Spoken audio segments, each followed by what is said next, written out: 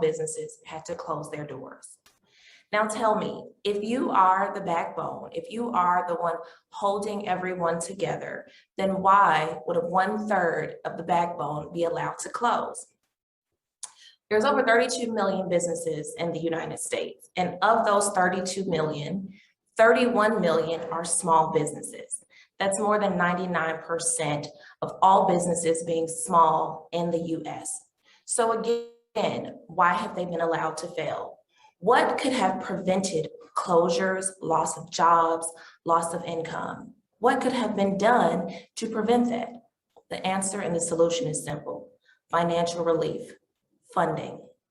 For far too long, banks have had the opportunity to close the doors on small business owners, leaving them to figure out how to make capital for themselves, how to make payroll, how to pay themselves, how to expand, how to buy equipment. That has to change. The New York Times released an article saying that in 2021, majority of minority entrepreneurs were denied the Paycheck Protection Loan through traditional banks. They had to turn around and apply through what is now called financial technology companies, or fintech. Fintech proved to be the savior for minority businesses with applying for paycheck protection. Now, why is that? Because of years of discrimination, years of traditional and larger banks thinking that small business minority owners were not worthy of their capital, and that needs to change. Fintech has raised over $98 million just in the first half of 2021. Compare that to $121 million raised in total in 2020. Now, what is a fintech? A fintech is a financial technology company that provides a tailored array of solutions for businesses: accounting, payment processing, financial and capital loans. And we need to become more comfortable with approaching fintechs as opposed to going to knock on our local bank. And we want to do that because fintech has provided an excellent platform for us to be able to apply for funding quickly within 30 minutes. Long gone are the days of gathering all of your documents, sifting through your business plan, making sure that you have all of your T's dotted and your T's crossed and your I's dotted. Fintech allows you to pick up your phone, hop online, and in 30 minutes, you can find out if you've been approved for the capital that you may need to simply save your business. Fintech has provided a way, and they are providing opportunities for small businesses where larger and traditional banks seem to lag. Now, fintechs are backed by the illustrious, limitless, influential venture capitals. Venture capitals for the longest have been a secret society, making way and providing the funds for apps that we know, such as Spotify, Snapchat, Airbnb.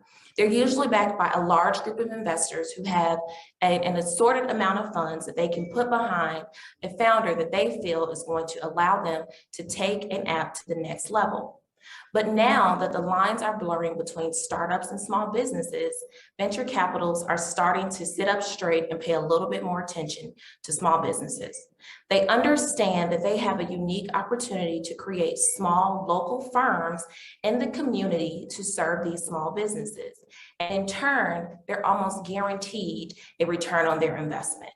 Venture capitals now are starting to see the value in partnering with small businesses. They're starting to see how small businesses are truly the impactor of local communities. They provide jobs, they provide housing, they really are the glue that holds everything together. And so now venture capitals want to get a piece of that pie. Now, venture capitals they're great because they allow you to obtain capital and funding without having to repay like a traditional bank.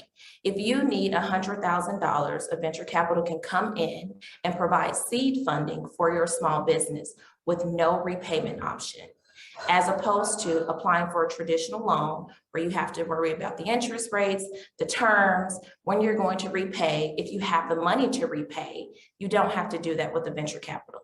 In exchange, you give a portion of your equity, but in exchange for that equity, you're gaining partnerships, you're gaining a community of experts, and you're getting capital that doesn't need to be repaid. So venture capitals are a great way to come in and to be a savior of small businesses. Now, much like venture capitals, crowdfunding is another great alternative financing option for small businesses. I like crowdfunding because it allows for business owners and founders to build a community of potential customers.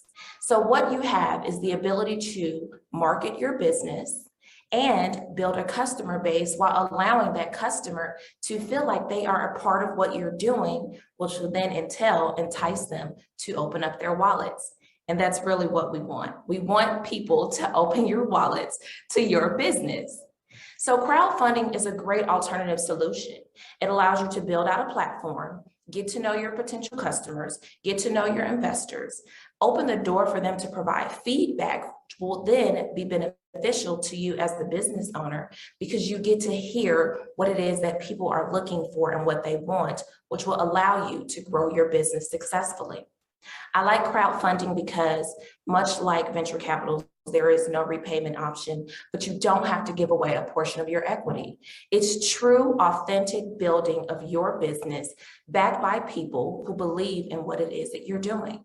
Now, crowdfunding has been around for years now. And in 2015, they raised over $15 million for small projects.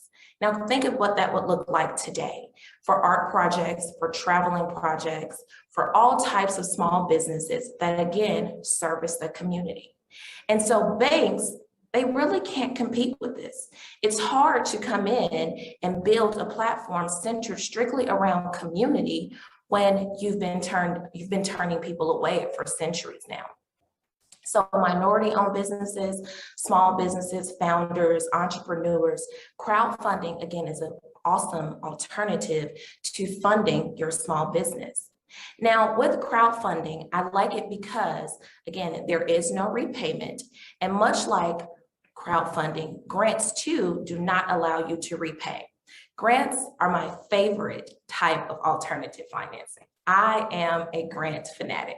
And the reason why I like grants because they're fairly simple. They're straightforward. They get to the point, you know how much you're going to get, you know exactly when you're going to get it, and typically you know who you're getting that money from.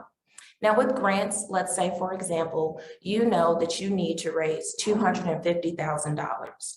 Well, the great thing about this is there's no application to pull your credit.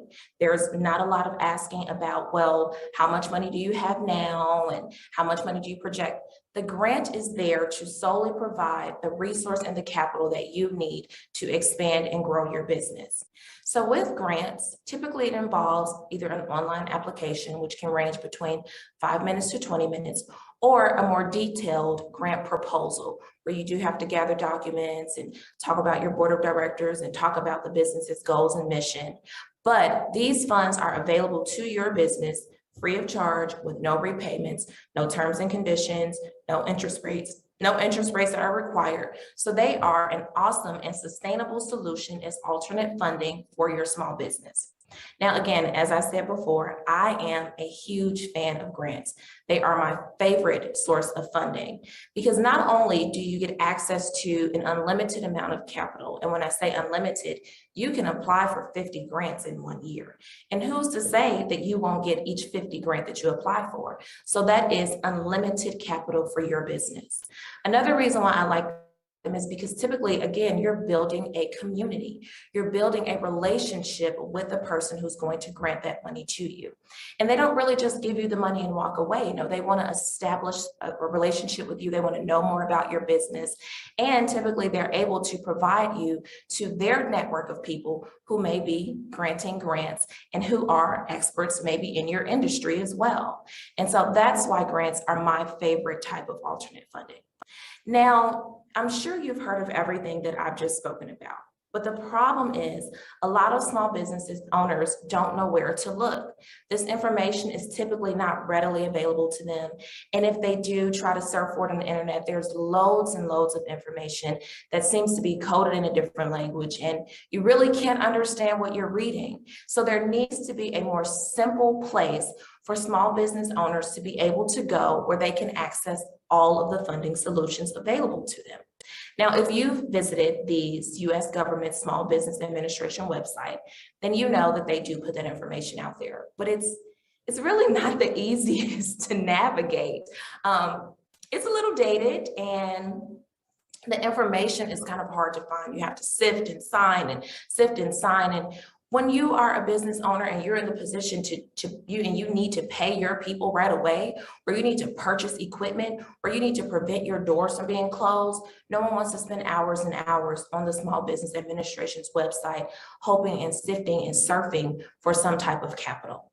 There needs to be a more tailored solution where small business owners can get quick access to what funding options are available, quick access to fintech, quick access to a list of venture capital investors, quick access to what platforms to use for crowdfunding, and quick access to grants that are available or coming up available.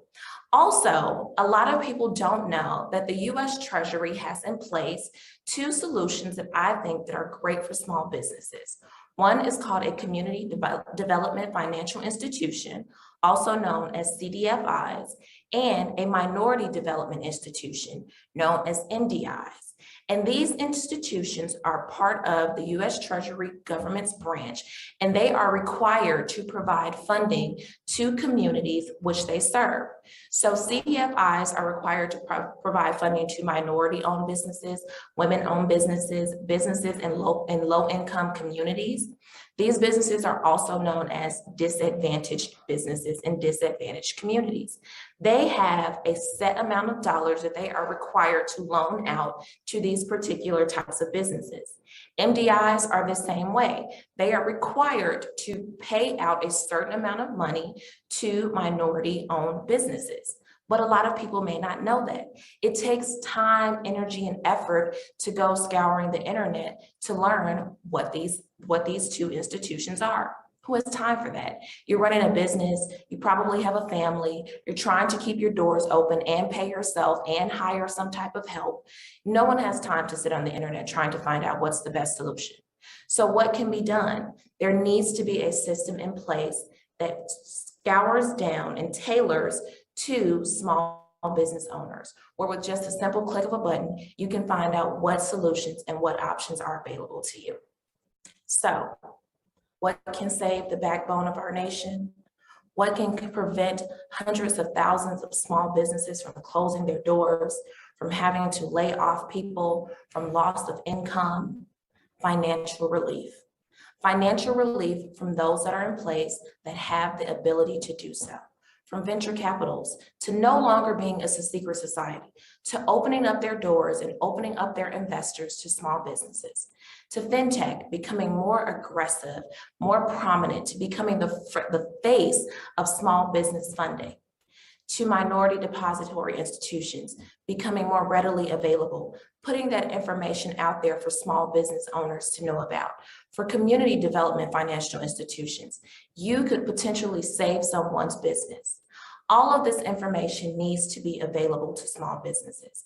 And just maybe if they become more aggressive and they become the ones that say, we're going to save small businesses, it will force traditional and large banks to take a step back and look at themselves and say, have we been closing the doors on small businesses for too long? Have we denied small business minority owners for too long? What can we do to step our game up, to make funding available, and to really truly save the backbone of this nation? Thank you.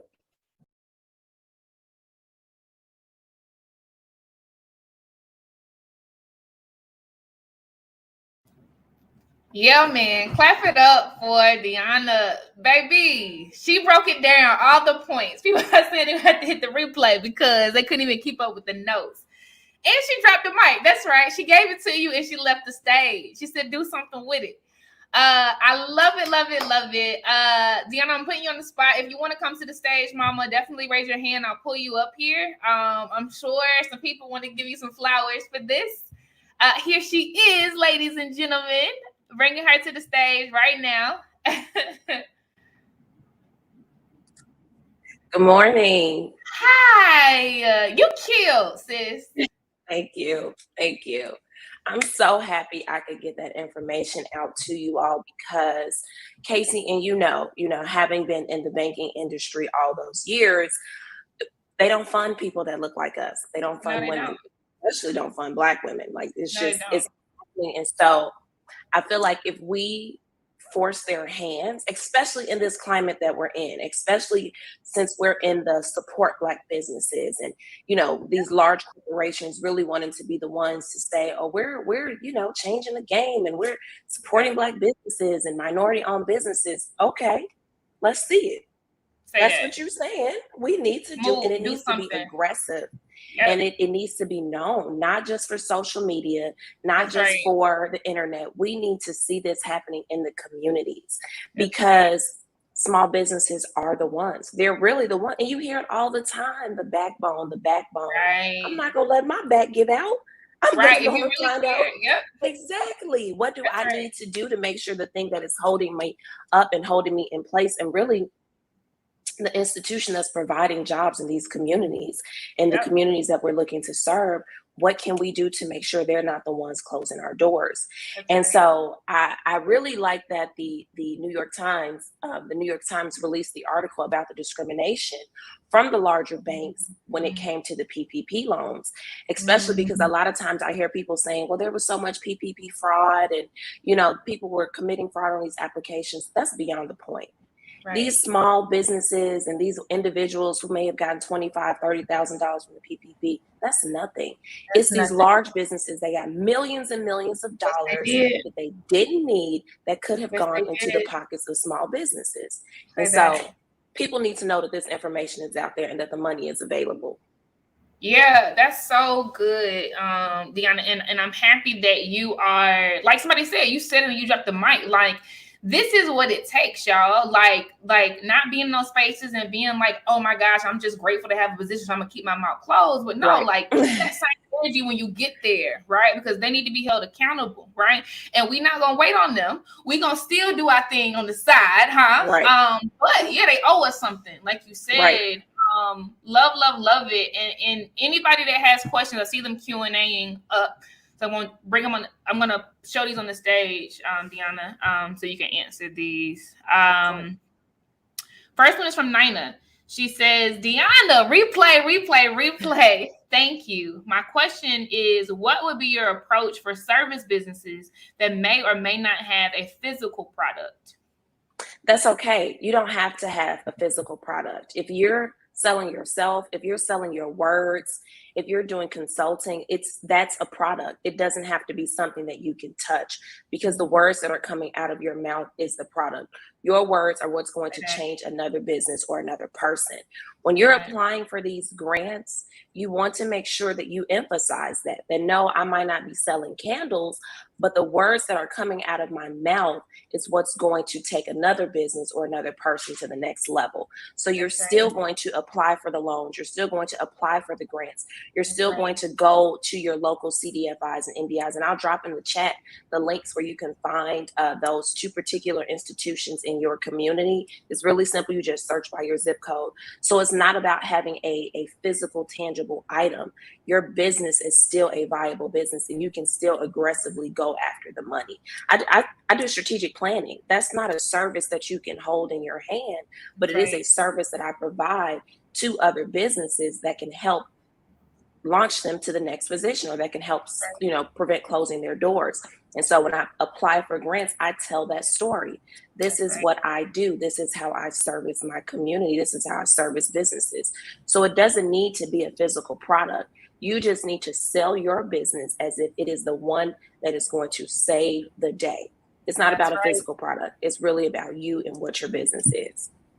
That's good. Thank you so much, Deanna. And Rose, that she had that same question too. I saw a lot of chats. So I think that, a lot of hearts. So I think that resonated with people. And I want to underscore what Deanna said about when she tells her story. Listen, Linda. Y'all have to take these plans and translate them into words that these people understand, right? So when you're applying for grants or loans, what are you spending money on? Tell them, I need to market. I need to hire a branding expert. I need to pay for technology. I need a computer, right? Like, just because you're not selling products doesn't mean you don't have expenses, right? And if you don't know what your expenses are, that means you need to plan better, right? Because if you can't tell them what you're going to use the money for, you're not going to give your cousin the money when they can't tell you what they use it for. Come on now, right? So she said, tell your story. So y'all got to tell your story. You got to open your mouths, right? And really articulate what it is that you need. And I get, as a community, we don't do that often, so the reps aren't there, right? But start somewhere. Deanna's preaching. Okay, so I'm gonna bring another question to the stage, sis. So this one is from Janelle. She says, thank you so much, Deanna. I've heard that grant funding is very who you know based. How do you recommend connecting to the right people for grant funding? Okay, so grants work in two ways, and I've really seen this in the last year. There's quick online grant applications where you don't have to submit a full grant proposal, and that's online. That's literally system-based. You put your information in, and a system decides whether or not you're eligible. But when it comes to grant proposal and really getting your foot in the doors, networking is going to be key. You want to spend time on social media. You want to spend time going to virtual local events and really getting yourself out there and rubbing elbows. It's just like that in the career industry. When you want to jump careers and you want to get a quick way and get it in through the door easily, networking is going to be your best solution. So I recommend that you pull on your resources, whether it be from work, whether it be from your own community, whether it be from the people in your circle. And if you don't have people in your circle, they have people in their circle, and really getting out there in the community and joining these local events, joining these local chapters, joining these local community raisers, being a part of the community that you're looking to serve so that you can network and put yourself out there. And then becoming comfortable, if you're going to go after grants, especially federal grants, becoming comfortable with your city and state legislators, because they're always looking to give out money, especially for nonprofit organizations and businesses that's looking to service the community in the areas that they're focused in. Get comfortable with spending time with your city regulators and your city legislators and your state legislators, because they really have the ends. They have the ends. They know the people. They know the key players. They know where the money is. So that's what you want to do. You want to spend time networking and put yourself out there. And I can't stress this enough. You want to be aggressive. When I say aggressive, I mean always looking for the capital all the time. And then too, around the banking piece, getting to have a personal relationship with your banker. That is key, because your banker is going to be the one that's advocating for you when it comes time to applying for loans. Your banker is going to be the one that knows what your finances look like. They can present the money, the proposals, and the documents that the underwriters need. So it's all going to be about relationships and networking. That's how you get your foot in the door. Not just sitting back waiting for the money to fall in your lap, but really putting yourself out there. Doing the grant proposals, because even if you're getting rejected, at least they are coming across the desk of the person that has to look at the application. Right. So if your name has come up 100 times, eventually they're going to say, you know what, this person has been pursuing us for 2 years. Right. Let's see what they're talking about. You have to be aggressive. Don't get discouraged. Put yourself out there, do the grant proposals, and don't stop until you start to see results. Ashay, that's good. That's good. That's good. I gotta let that marinate for a minute. That's Janelle said, yeah, I gotta get out of my way. Yes, get out of your way. You have to step outside of yourself and realize that the money is out there. You just have, somebody is getting it. Somebody is getting the money. It may as well be you. What's the worst that what can happen? They say no. Okay, try again. And you just keep going and keep doing it until you get. And once you get that first grant, the money, the floodgates just open after that. It's the first one, then the second one comes, because people see, okay, you are already approved for this one. So we know that you're responsible with the money. So now we want to give you more money. We want to be a partner. We want to be the ones to say, oh, we're partnering with this Black-owned business, this Black-owned woman business. So put yourself out there and don't let fear and stagnation stop you. Yep, that's game, y'all. This is game. I'm gonna keep going with these questions because we haven't really queuing up. So this one is from Rose. She says, I'm trying to get funding for my remote online notarization platform. I'm trying to build. Which entity should I reach out to, or should I tap them all? So I would recommend for your notary business, the quickest way you're probably going to find funding is one, through the fintech, because they can give you approval, honestly, in less than 15 minutes right online. Or two, if you want to go for the grant option, there's so many online grant opportunities that come up weekly, honestly, and they're not necessarily tailored to a particular industry. They're just for women-owned businesses. So like the Amber Grants for Women, they give out a $10,000 grant every month. It's not for a specific industry. It's strictly for women-owned businesses. There's so many different institutions. Online grants are probably going to be your best route. Tory Burch, every quarter, she opens up a funding opportunity for women-owned businesses, and it's not tailored to a specific. It's strictly for women-owned businesses. There's always minority-owned businesses, and these applications, they're online. All you have to do is go on and, again, tell your story. What do? You provide notary services. Okay, how does that help the community? How does that make you stand out? Tell your story in these online applications, and they're maybe 15 minutes to fill them out. And they communicate with you. They tell you what rounds they're in. They let you know if you've been funded, if you haven't been funded. But the online and fintech are going to be your quickest solutions to getting funding for your notary services. Ashay, that's good. That's good. And y'all, Deanna put a challenge to the world, to the industry, right? To the finance industry to show up better for us. If we the backbone, show that, right? They ain't there yet, but they're inching towards. I'm gonna drop this in the chat and share this. Oh, I dropped it in the wrong place. I'm gonna share it on the stage. Bank of America just came out with this capital directory. It's called the Women's Capital Directory. I'm going to show it on the stage. I need y'all to pin this to your browser. If you don't know how to pin this to your browser, this is an activity you need to learn how to do so you have your resources on ready all the time, right? Go to this website, pin it, favorite it to your browser so that you're checking that thing all the time. And it is the best I've seen of pulling together thousands and thousands and thousands and thousands of grants, banks, CDI, I mean, all kinds of people that give money, and it's tailored directly towards women because we have such a hard time, not Black women, but women. So keep that on the ready. Keep that on the ready and always check. As soon as I found out about it, I applied for a grant and I found out last week I got it, right? So congratulations. Thank you so much. It helped me be efficient, right? Instead of spending, because it takes days to find all these sites. I could just apply to every single link there, huh? Somebody say amen. Okay, so that's the best thing that Bank of America could have done. Look how simple that was for them to make that information in one place and put it out there.